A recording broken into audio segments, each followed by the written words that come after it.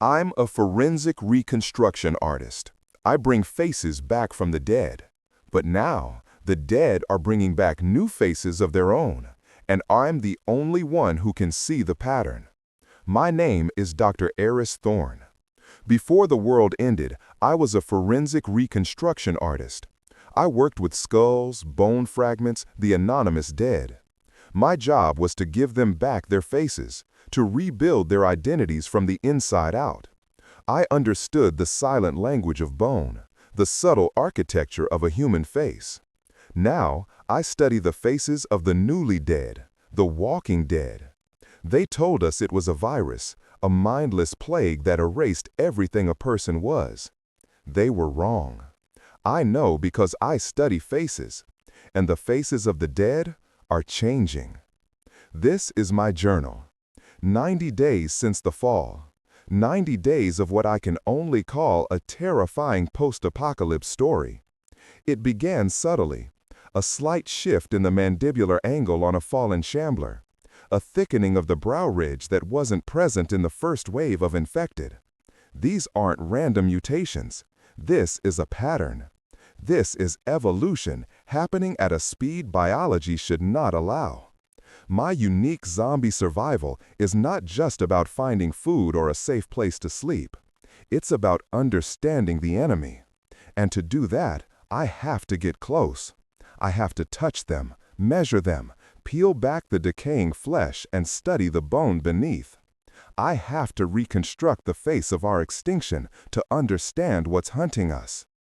The first 3 days were chaos, the same as everyone else's story.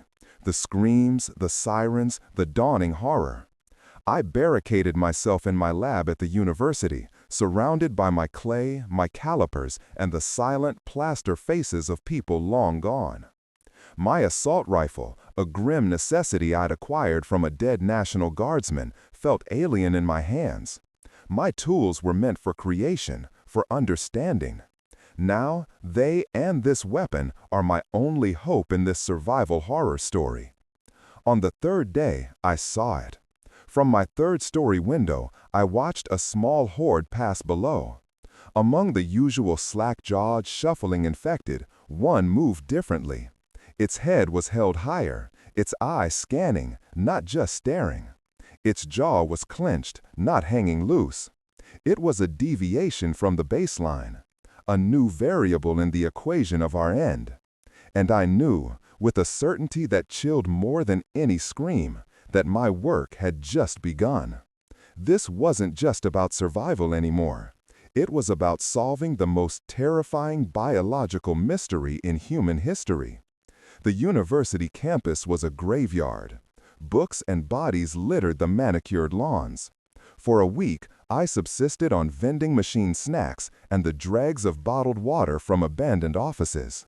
The silence was a physical weight, broken only by the scrape of infected feet on pavement or the distant, echoing moan that was the new pulse of the city. My first-person survivor story was one of isolation and observation. I spent hours at the window, sketching the infected, noting their gaits, their reactions to sound, their decay rates. They were fascinatingly uniform in their horror. But the one I'd seen, the anomaly, haunted me. I needed a specimen, a fresh one. The risk was monumental, but the need to know, the forensic scientist in me, was a hunger as potent as starvation. On day 7, I got my chance. A lone infected, one of the standard types, got itself tangled in the wrought iron fence near the faculty gardens. Its mindless struggling was pathetic. This was it. My rifle felt heavy, purposeful. I was a terrible shot, but at this range, even I couldn't miss. The crack of the rifle was deafening in the silence. I waited, heart hammering, for what felt like an eternity. No others came. The campus remained still. Getting it back to the lab was a grotesque ordeal. I used a rolling office chair and rope, the indignity of it all a stark contrast to the sterile, respectful environment of my former morgue visits. Inside, I laid it on my main steel table. The smell filled the room, a sickly sweet odor of rot and infection. But as I began my work, a familiar calm settled over me. This was my element. I put on my gloves, picked up my calipers. The bone structure was standard, male, late 40s. Cranial structure consistent with Caucasian ancestry. No premortem trauma visible on the skull. But then I examined the musculature of the jaw, what was left of it. The masseter and temporalis muscles were enlarged, hypertrophied, far beyond normal human limits. This is what gave them their bite strength, the power to tear through flesh and sinew. It was a functional adaptation, but a crude one, a blunt instrument. It wasn't the intelligent design I'd suspected. For a moment, I felt a wave of relief. Maybe I was wrong. Maybe it was just a plague, and I was seeing patterns in the chaos because that's what my brain was trained to do. Then I found the anomaly. Deep within the temporal bone, near the auditory canal, was a small, almost imperceptible growth. A tiny ridge of new bone, whirled like a seashell. It wasn't an injury, it wasn't a tumor. It was a new structure, something that didn't exist in human anatomy. My blood ran cold. What was it for? What did it do? My relief evaporated, replaced by a fear so profound it left me breathless. This was not the end of a species. It was the beginning of a new one. Knowledge was my new currency. My lab was secure, but my food and water were dwindling. The campus library, a brutalist concrete fortress, was my next target. It promised resources, medical textbooks for anatomical reference, perhaps even preserved food from the long-forgotten staff room. This was a critical part of my zombie apocalypse survival plan.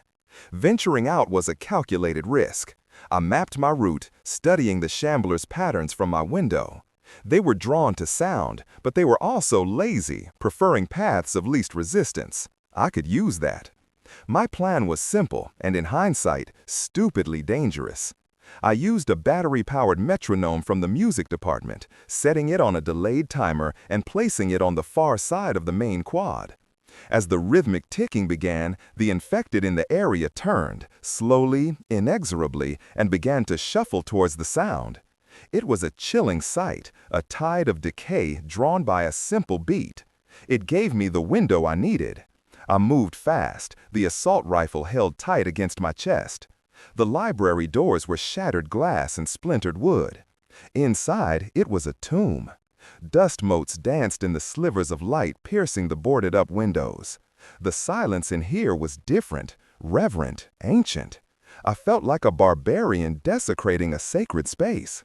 I found what I needed in the medical wing: Gray's Anatomy, advanced pathology texts, books on viral evolution.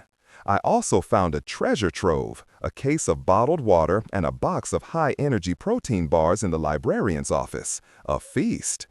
As I was about to leave, I saw something that made me pause. A map of the city's sewer and storm drain system pinned to a corkboard.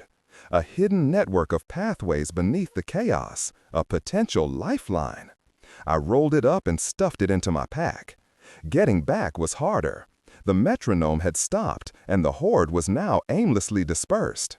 I had to navigate through them, a ghost in their midst. One got too close. It was a woman, or had been. Her jaw was unhinged, a low gurgle emanating from her throat. I saw the hunger in her clouded eyes, a biological imperative stripped of all humanity. I didn't hesitate. The rifle butt to her temple was a dull, wet thud. She went down, silent. I didn't feel remorse. I didn't feel anything but the cold calculus of survival. Back in my lab, surrounded by my new books and the silent quartz on my table, I studied the strange bone growth again. The pathology texts were useless. There was no precedent for this. This was alien. I began to formulate a terrifying hypothesis. The bone growth was near the ear. What if it wasn't for hearing, but for broadcasting? A way to coordinate the horde, a biological radio. The thought was absurd, something from a bad science fiction movie. But in this new post-apocalypse world, the absurd was the new reality. The mindless, shambling masses might not be so mindless after all. The days bled into a routine of study and survival. I rationed my food, reinforced my barricades, and spent the long, quiet hours with my specimen. I decided I needed to see it, not just the bone, but the face it would have created. This was the heart of my unique zombie survival technique. I brought out my clay. My hands, which had grown calloused from gripping a rifle, felt clumsy at first, but as I began to work, the old instincts took over. I took detailed measurements of the skull, the distances between the orbital sockets, the length of the nasal cavity, the width of the zygomatic arches. I built the facial muscles first, laying strips of clay over the plaster cast I'd made of the skull. Sternocleidomastoid, orbicularis oculi, zygomaticus major. I knew them all by heart. They were the architecture of expression, of life. As I worked, I talked to the skull, a habit from my old life. "Who were you?" I whispered, my voice hoarse from disuse. "What did you see in your final moments?" But the real question was, what are you now? The face that emerged from the clay was hauntingly ordinary, a man you wouldn't look at twice in a grocery store. Thinning hair, a slightly crooked nose, a life lived. But then I had to account for the changes. The hypertrophied jaw muscles. I added more clay, building out the masseters until the jawline was brutal, powerful, capable of inhuman force. The face became predatory. Then came the final, terrifying detail, the new bone growth. I had no muscle chart for that, no reference. I had to extrapolate. Based on its position and structure, I hypothesized it would anchor a new kind of tissue, something that could vibrate or resonate. I sculpted a small, almost imperceptible bulge just in front of the ear, a slight swelling that would be hidden by skin. When I was finished, I stepped back. The face on my table was no longer human. It was Stage 1, a prototype, a weaponized human chassis, but still crude. Looking at the finished bust, a chilling realization washed over me. This was a first draft. Nature, or whatever was behind this, was still experimenting. The anomaly I'd seen on day 3, the one with the focused eyes and the clenched jaw, it was something else. A Stage 2. My survival horror story had just found its next chapter. I now had a new mission. I had to capture a Stage 2. I had to know what changes were happening, not just to the bone, but to the brain. I looked at my rifle, then at my sculptor's tools. One was for ending life, the other was for understanding it. In this new world, I needed both.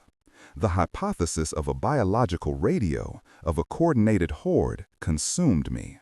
It explained so much. The way they could suddenly converge on a location from miles away. The way they sometimes moved with a shared, eerie purpose. It was a classic first-person survivor story trope that the horde was a hive mind, but I was seeing the potential biological mechanism for it. I needed to test it. My lab was filled with scientific equipment, much of it now useless. But the audio-visual department had a suite of high-sensitivity recording devices. Another expedition was necessary. This time, I took the sewer map. The entrance was a manhole cover behind the chemistry building, rusted and heavy.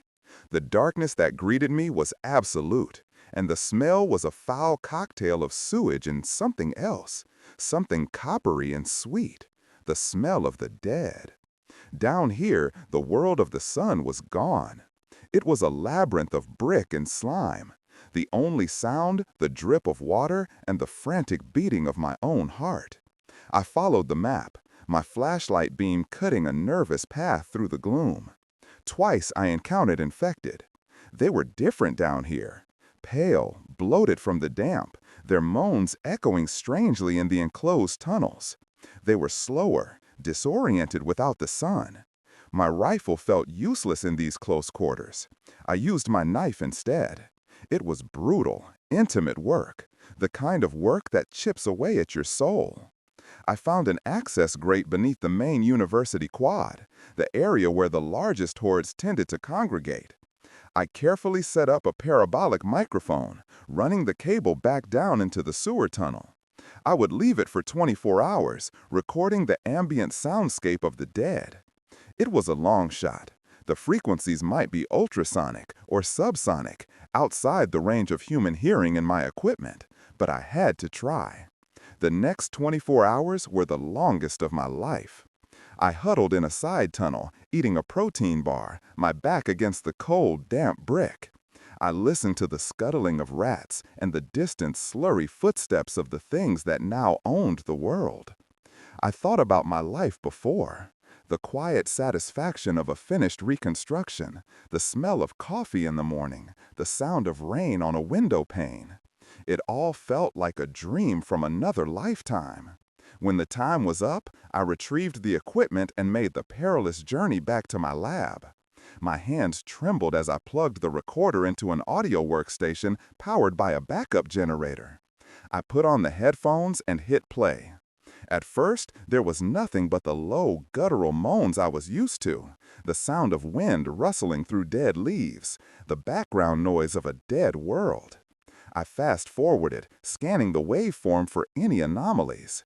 And then I heard it. It was faint, almost entirely masked by the other sounds, a low-frequency hum.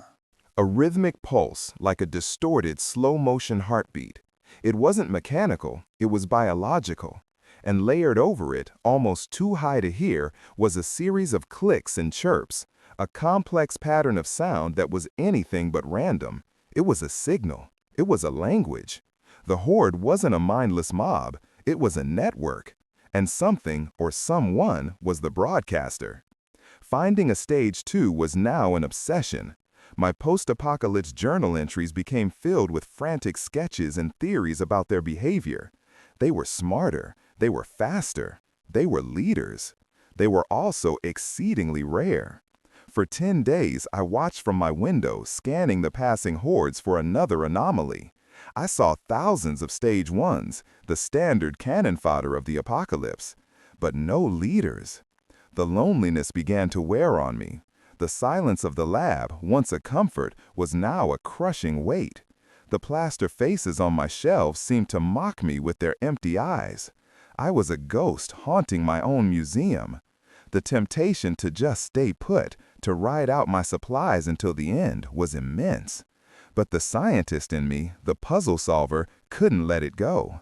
This was the most important discovery in human history, and I was the only one who knew it.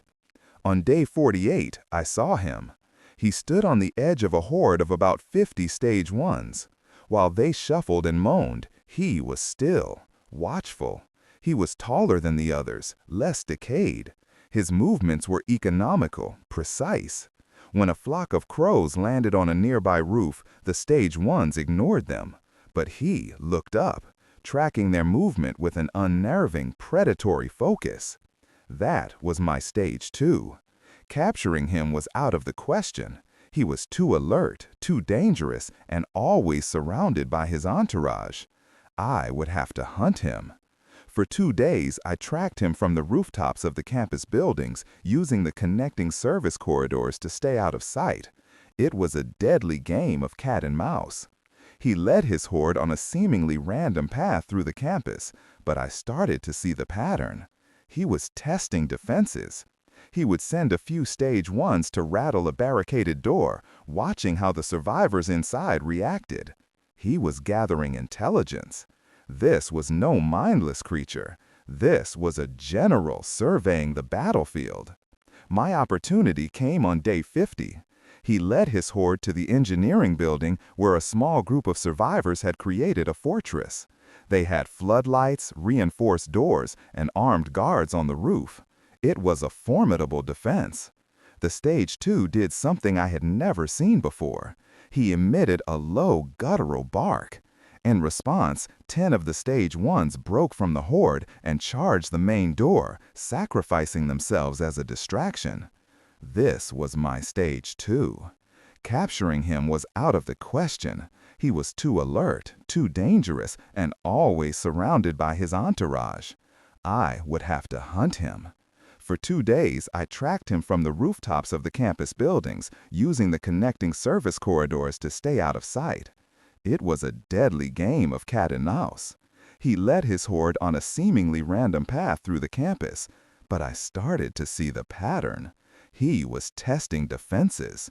He would send a few stage ones to rattle a barricaded door, watching how the survivors inside reacted. He was gathering intelligence. This was no mindless creature. This was a general surveying the battlefield. My opportunity came on day 50. He led his horde to the engineering building where a small group of survivors had created a fortress. They had floodlights, reinforced doors, and armed guards on the roof. It was a formidable defense. The Stage 2 did something I had never seen before. He emitted a low, guttural bark. In response, 10 of the Stage 1s broke from the horde and charged the main door, sacrificing themselves as a distraction. While the defenders on the roof were focused on the main assault, the Stage 2, with the rest of the horde, silently moved to a weak point at the rear of the building, a ground-floor service entrance. It was brilliant and terrifying. In the ensuing chaos, as the survivors' defenses were breached, I saw my chance. The Stage 2 was momentarily isolated, observing his handiwork from a short distance. I was on the roof of the adjacent library, my rifle steady on the ledge. The shot was over 200 yards. My heart pounded. This was my only chance. I exhaled, squeezed the trigger, and the world erupted in a flash of sound and fury. The shot was good. It caught him in the upper torso, spinning him around and dropping him to the ground. The rest of the horde, their leader fallen, descended into chaos. Their coordinated attack fell apart, and they reverted to their mindless, shuffling state. Some swarmed the breached engineering building, others simply wandered off. This was the proof I needed. Without the signal from the Stage 2, the network collapsed. Retrieving the body was the most dangerous thing I have ever done. I had to move through the scattered, agitated horde. I threw another sound lure, this time a car alarm I'd salvaged, to draw the majority of them away. Even then, I had to put down 3 that got too close. The intimacy of using my knife on them never got easier. He was heavy, his body dense with muscle. Dragging him back to the lab was a Herculean effort that left me exhausted and trembling with adrenaline. But when I finally had him on my steel table, next to the partially dissected Stage 1, the sense of triumph was electric. This was the Rosetta Stone of the zombie apocalypse. The external differences were immediately obvious. His skin was less decayed, tougher, almost leathery. His fingernails had thickened into crude claws. His musculature was more defined, leaner, built for speed rather than brute strength. But the real discoveries were internal. I began the dissection with a clinical focus, pushing aside the horror of it all. The changes were stunning. His lung capacity was nearly double that of a normal human. His heart was larger, more powerful. His entire cardiovascular system was optimized for relentless pursuit. This was a predator. Then I examined the skull. The changes I saw made me drop my scalpel. The brow ridge was more pronounced, just as I'd suspected. The jaw was still powerful, but more refined than the Stage 1s. The teeth were sharper, more serrated. But the most significant change was the cranium itself. It was subtly elongated. The cranial capacity increased by an estimated 15%. His brain was larger. And the bone growth I'd found on the Stage 1? On the Stage 2, it was larger, more complex, a delicate branching structure of bone that extended from the auditory canal inwards towards the temporal lobe. It was a sophisticated antenna, intricately connected to a part of the brain responsible for processing sound and, in humans, language. I spent the next week mapping his neural pathways, what was left of them. The olfactory bulb was enlarged. He could smell his prey from a great distance. The parts of the brain associated with reason and empathy were atrophied, gone. But the cerebellum, which controls motor skills and coordination, was highly developed. And the temporal lobe, connected to his biological antenna, was a dense, complex web of neural tissue unlike anything I had ever seen. He wasn't just a leader, He was a communications hub, a field commander. And if there were field commanders, that implied a chain of command. It meant there was something higher up the ladder, a stage 3, a general, or a queen. The thought was so staggering, so paradigm-shifting, that I had to sit down. We weren't fighting a plague, we were fighting an army. The revelation that we were facing an organized enemy changed everything. My solitary research felt criminally selfish. Others needed to know this. The survivors in the engineering building had been wiped out because they didn't understand what they were fighting. They saw a mob, not a coordinated attack. My unique zombie survival skills were no longer just for me. They were a responsibility. I had to find a way to communicate. The university had a radio station on the top floor of the communications building. It was a long shot. The power grid was down, but they had their own emergency generator. It was another perilous journey across the campus of the dead. The number of infected seemed to have grown, and I was seeing more stage 1s with subtle variations, some taller, some faster. The prototypes were diversifying. The communications building was eerily pristine. It seemed the initial outbreak had missed this corner of the campus. I found the radio station, a small room filled with dusty equipment. The generator was in a basement storage room, and, to my astonishment, it had a full tank of diesel. It roared to life with a deafening shudder. For the first time in 2 months, I had real power. Lights flickered on. The silence was replaced by the hum of machinery. It felt like a miracle. Upstairs, I powered up the broadcast console. The equipment was old, analog, but it worked. I tuned the emergency broadcast frequency, took a deep breath, and spoke into the microphone. This is Dr. Aris Thorne, broadcasting from the campus of Northwood University. Is anyone out there? I have information. Vital information about the infected. I repeated the message for an hour, my voice growing hoarse. The only response was static. Despair began to creep in. Was I truly the last one left? Was this all for nothing? I was about to give up when a voice crackled through the speaker. A man's voice, rough and strained. "Repeat your location. We read you. Who is this?" I scrambled for the microphone, my heart leaping. "This is Dr. Thorne. I'm at the university radio station. Who are you?" "Name's Marcus," the voice said. "We're a group of survivors holed up in the old city courthouse. We saw the lights, thought we were seeing things. What information do you have? We've got a bad situation here." I told him everything about the stages of infection, the anatomical changes, the coordinated attacks, the biological radio. I could hear the skepticism in his silence. "Lady, you're telling me the zombies are organized?" he finally asked. "More than organized," I said, my voice filled with a conviction born of weeks of lonely research. "They're an army. They have field commanders. They're smart." There was a long pause. Then another voice, a woman's, came on the line. "Marcus, let me talk to her. This is Dr. Lena Hansen. I was a biologist with the CDC. What you're saying, it's insane, but it also makes a terrifying amount of sense. We've seen things, patterns we couldn't explain. Can you prove any of this?" "I have specimens," I said. "I have a lab. I have the recordings. I have a reconstruction." "A reconstruction?" she asked, her voice intrigued. "I'm a forensic artist," I explained. "I've rebuilt the face of a stage 2. I can show you what we're up against." The line was silent for a moment. Then Marcus came back on.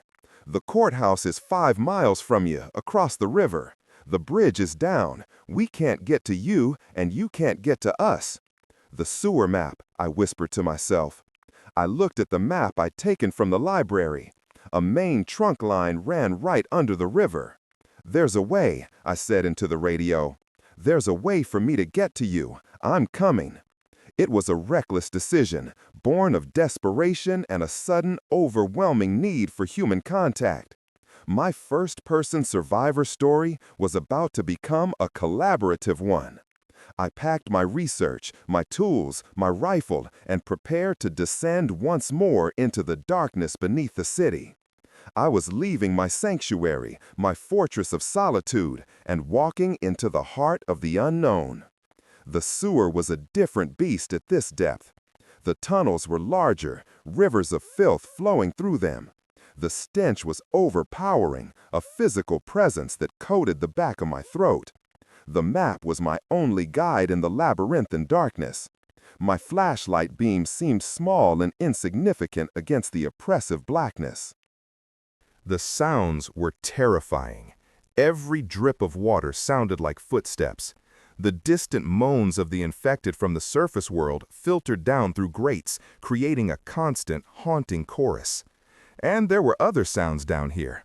The scuttling of unseen things, the low, guttural growls of infected who had become trapped in this subterranean world. They were a special kind of horror. Their skin was pale and translucent, their eyes atrophied from the lack of light. They were ambush predators, hiding in the slime, their movements unnervingly fast in the close quarters. I had to abandon my rifle in favor of my knife and a sharpened piece of rebar I'd found. The fighting was close, personal, and utterly savage. Each encounter left me shaking, covered in filth and gore. This was the raw, brutal reality of the post-apocalypse, a world away from my sterile lab. For 5 days I traveled. I slept in short, terrified bursts in dry side tunnels, my back against the cold brick, my hand never leaving my weapon. I ate my last protein bars and drank the filtered water I'd brought, but it was running low. The journey was taking its toll. My body ached, my mind was frayed with exhaustion and fear. I was guided by the map and the faint sound of flowing water that Marcus had told me to listen for, the river overhead. My journal entries from this time are barely legible, a scrawl of fear and desperation. I wrote about the things I saw in the dark, the half-glimpsed shapes, the eyes that reflected my light from recessed tunnels. I wrote about the crushing loneliness, the feeling of being buried alive. On the 5th day, I found it. A ladder leading up to a maintenance shaft, exactly where the map said it would be. According to Marcus, it would come up in the basement of the courthouse. I climbed, my muscles screaming in protest. The manhole cover at the top was sealed shut with rust. For a heart-stopping moment, I thought I was trapped. I hammered on it with my rebar, the sound echoing loudly in the shaft.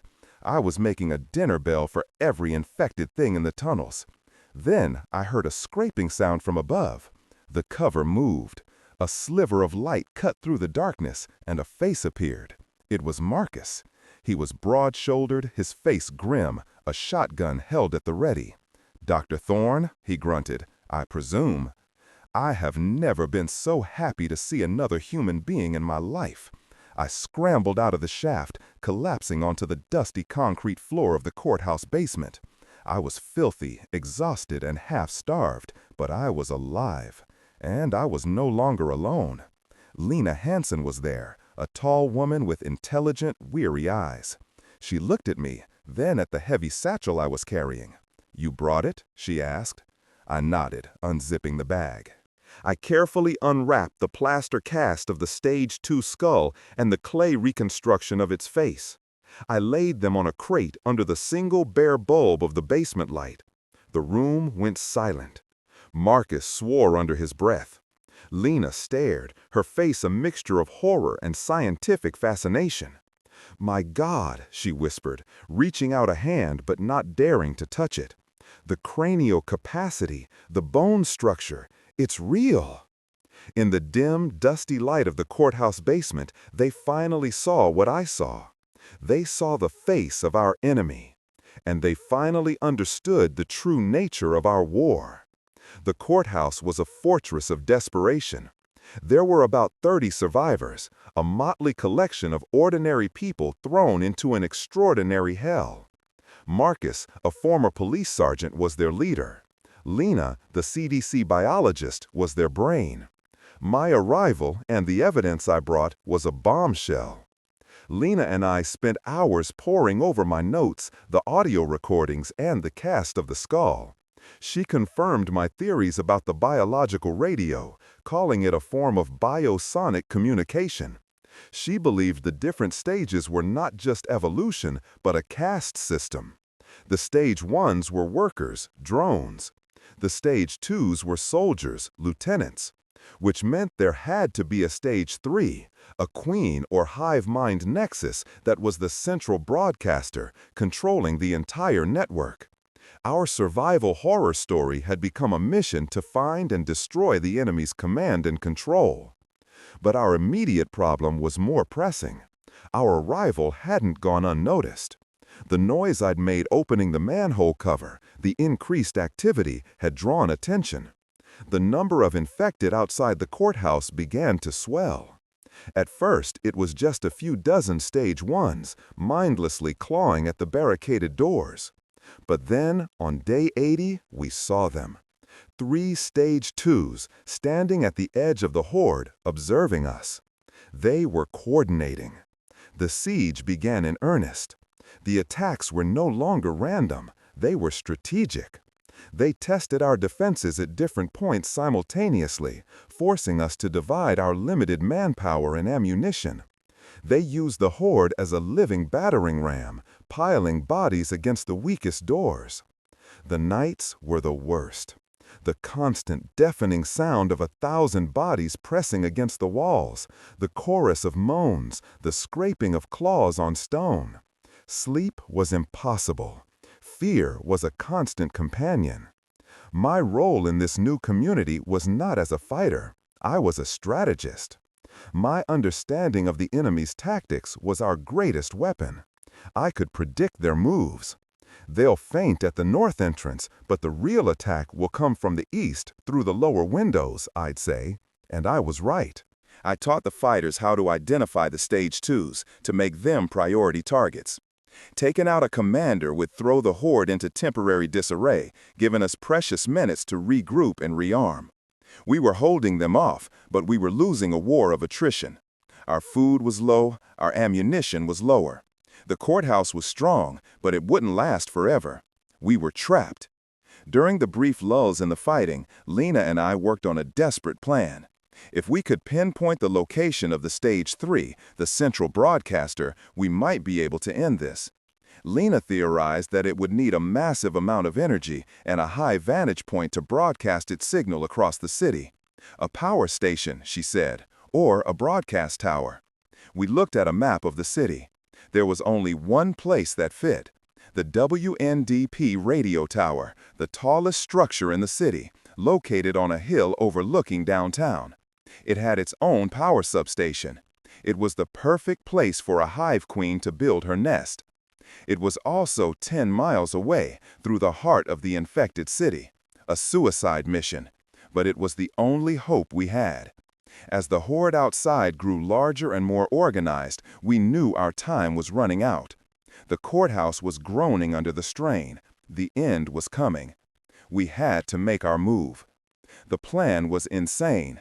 A small team, me, Marcus, Lena, and 2 of his best fighters, would use the sewers to get as close to the radio tower as possible. We would be the tip of the spear. The others would create a massive diversion at the courthouse, a final, desperate gambit to draw the bulk of the horde away and give us a fighting chance. It was a sacrifice. We all knew that the people left behind would likely not survive. The goodbyes were brief, grim. There were no tears, only the hard, determined set of jaws. We were soldiers now, fighting for the future of our species. The sewers were even more dangerous this time. The network was teeming with infected, drawn towards the courthouse. We moved in silence, a small, desperate team in the suffocating darkness. We lost one of our fighters, a young man named David, when a pack of the pale sewer dwellers ambushed us. He was dragged screaming into the dark before we could react. The loss was a heavy blow, a stark reminder of our odds. After 2 days in the tunnels, we emerged into the basement of a building a half-mile from the radio tower. The air on the surface was thick with an unnatural silence. The streets were empty. The diversion at the courthouse had worked. The entire horde had converged on that single point, leaving the rest of the city a ghost town. It was an eerie, unsettling calm. The radio tower loomed on the hill ahead of us, a steel skeleton against the gray sky. As we got closer, we began to see them. Not a horde, but sentries. Dozens of Stage 2s patrolling the perimeter of the tower with a terrifying military precision. They were guarding something. We had to fight our way through. It was a brutal, close-quarters battle in the woods at the base of the hill. Marcus and our remaining fighter laid down suppressing fire while Lena and I scrambled from cover to cover. We were hopelessly outgunned. Our last fighter went down, a clawed hand tearing out his throat. We were cornered, about to be overwhelmed, when Lena pulled out her last resort. A sonic grenade she had engineered, designed to emit a high-frequency pulse that would disrupt their biosonic communication. She activated it, and a piercing, silent scream filled the air. The Stage 2s recoiled, clutching their heads, their network momentarily jammed. It was the opening we needed. We ran, scrambling up the hill to the base of the tower. The entrance was a reinforced steel door, but it was slightly ajar. Inside, a spiral staircase led up into the heart of the structure. The hum was the first thing I noticed, a low, powerful biological thrum that vibrated through the steel floor, through the soles of my boots, and into my bones. It was the signal. We had found the broadcaster. We climbed the stairs, our weapons ready. The hum grew louder, more intense with each level. The air grew thick, humid, and smelled of ozone and rot. At the top of the stairs was a large, open platform that housed the broadcast equipment. But the machinery was covered, cocooned in a pulsating, organic mass of tissue and cable-like tendrils. And in the center of it all, suspended in a web of sinew, was the Stage 3. It was nothing like I could have imagined. It was once human, I could see that from the basic skeletal structure, but it had been grotesquely transformed. Its body was elongated, vestigial limbs fused to the organic nest. Its head was massive, the cranium swollen to an impossible size to house a brain that was now the central processing unit for an entire city of the dead. It had no eyes. It didn't need them. Its face was a smooth porcelain mask of flesh, devoid of features except for a single, gaping mouth from which the low, resonant hum emanated. It was a biological radio tower, a god of the new world singing its song of extinction. Lena raised her rifle, but Marcus stopped her. "No," he whispered, his face pale with awe and horror. "Look." The smooth face of the creature began to ripple, to change. Flesh and cartilage shifted under the skin, and with a sickening, wet sound, it began to form a face. A reconstruction. It was my face. It was looking at me, through me, using my own image against me. It knew who I was. It had been watching me all along. Time seemed to stop. The creature wore my face, its featureless skin perfectly mimicking my bone structure, my expression of horrified realization. It was a message, a display of power. It had plucked my identity from the network, perhaps from the minds of the Stage 2s who had seen me. It was showing me that it knew its enemy. The hum intensified, and a wave of pure psychic pressure washed over us. It wasn't just a broadcast signal. It was a weapon. My head exploded with pain. Images flooded my mind. The fall of cities, the screams of billions, the birth of a new, hungry consciousness. I saw the world through its eyes, a world of obedient puppets, a world of perfect silent order. I saw its purpose, not to destroy, but to convert, to absorb all life into its singular unified mind. It was the ultimate predator, and we were its last meal. Marcus screamed and opened fire, his shotgun blast tearing into the organic mass around the creature. Lena joined in, her rifle spitting fire. But the bullets were absorbed by the pulsating flesh, the wounds closing almost as fast as they were made. The creature was invulnerable. It turned its attention to them, and the psychic pressure in the room redoubled. Marcus collapsed, clutching his head, blood trickling from his nose and ears. Lena staggered back, her eyes wide with a terror that went beyond fear. I was somehow resistant. My mind, trained to deconstruct and analyze, to find patterns in chaos, was fighting back. I was breaking down the psychic assault, seeing it for what it was, a complex wave of biosonic energy. And in that wave, I felt its only weakness. The creature was pure mind, pure signal. Its physical body was just an anchor, a broadcast antenna. But it was still, at its core, biological. It was vulnerable to a different kind of weapon. I dropped my rifle. I ignored the monster wearing my face. I ran to the broadcast console, the human-made one, now half swallowed by the organic nest. The emergency generator was still running. The power was still on. I saw the master control panel, the big red button labeled Emergency System Purge. It was designed to send a massive multi-megawatt electrical surge through the entire broadcast system to fry all the components in case of a hostile takeover. A last-ditch scorched earth protocol. The tendrils of the nest were wrapped around the conduits, feeding on the station's power. The creature had integrated itself into the system. It had made our technology its own. And that was its mistake. I slammed my hand down on the button. The world turned white. The sound was not a sound, but the absence of it, a pressure that crushed my lungs.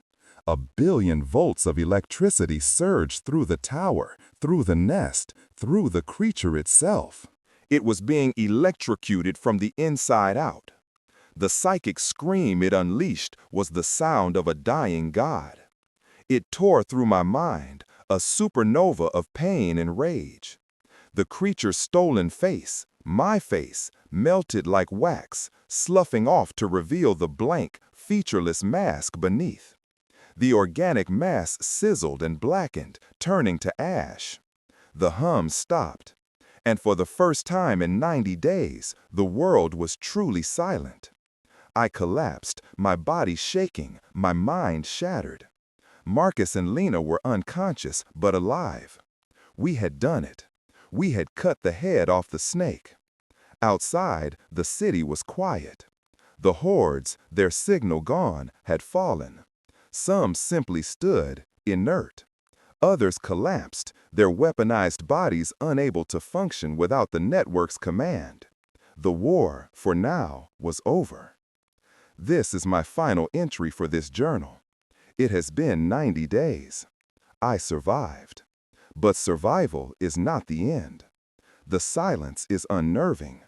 We are a handful of survivors in a world of billions of dormant corpses. We don't know if they will stay down. We don't know if this queen was the only one.